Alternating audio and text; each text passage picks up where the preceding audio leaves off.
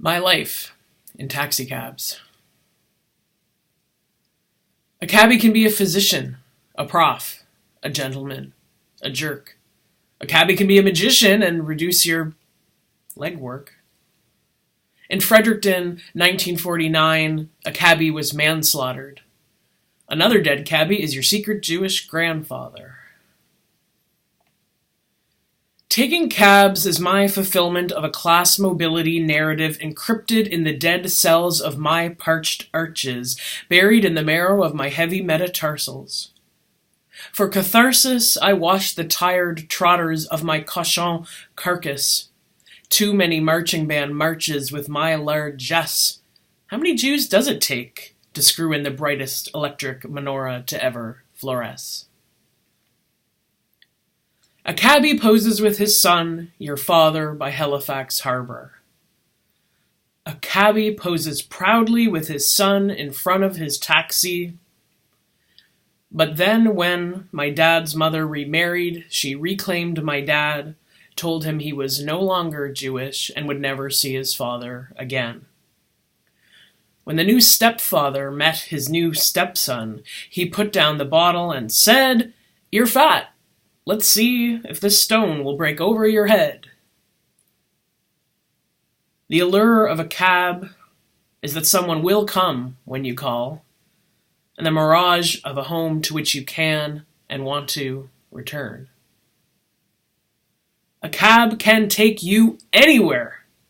To the dispensary, at West 4th and Burrard, if you want to roll one up with an onion leaf page torn from your unabridged work of the Bard. The professor said it would be a good investment.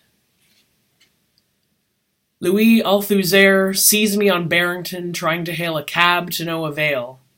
He doesn't turn around when I scream, "Hey you!" But I warned his wife that he's already set sail.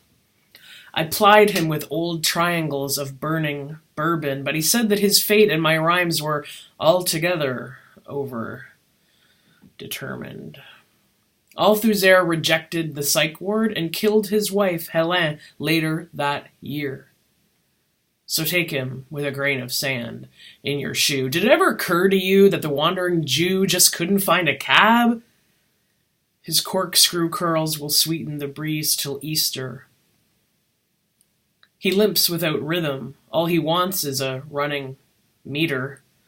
What was the food that fueled the farts with which this cab was hot-boxed? 100 years ago, Halifax exploded, and the profile of a dead man still shadows a window of St. Paul's Church on Argyle. A while ago, it was on Jeopardy. What is a ready-made sculpture of sham memory? What is a salt and pepper portrait of a belated Zadie and me? What do you call a fag without a cab? A hailing Mary? Is that a gaffe that takes us aback? Are we afraid of my queer linguistic bric-a-brac, the crotchety tchotchkes of my cantankerous tongue wrung sky dry? In Montreal, a glut of taxis meant my butt got cruised. They could sniff out a fat ass in need on Saint Denis, slow down until my averted eyes signaled decline. They could sense my tired behind, bruised cheek on Saint Zotique. They would sneak over to the road's cold shoulder and have me in the back seat in a busted heart's meek beat when my smile belied a sick belly of slick smoked meat gone awry. Some cabs stunk, goat fromage aged in small hay nest. Yet I, sick, wandering Jew, was often desperate for a meter.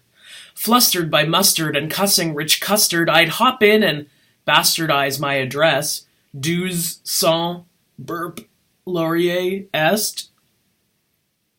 Once on Avenue de Dr. Penfield, a cabbie exclaimed, "Women drivers, am I right?"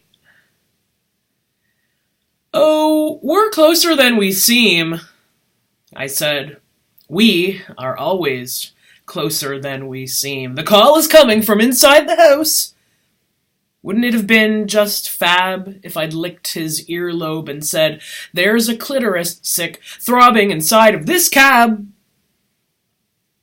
His wrists, my tie, my mouth, his ascot, who's to say if I did or if I did not? In other cabs, gratuitous diet advice. Less cheese. Cheese makes you too thick. More cabbage. Dude, you're so fat I can't even see your dick. I smell burnt bagels and flotsam floods my brain, vexed when a cabbie calls us sisters one day and brothers the next. I need a new necrophiliac GPS. I play chess with Checker, but they can't get me to dead grandfather or to work on time. A cabbie can be a physician, a prof, a gentleman, a jerk, a mirage, a montage, a loan, or a legion. Our very last cab broke down on Regent. We bought an old car last week. I'll miss the conversations, except those in which abortion and chauvinism feature. I've always been more afraid of a blue lagoon than of a creature.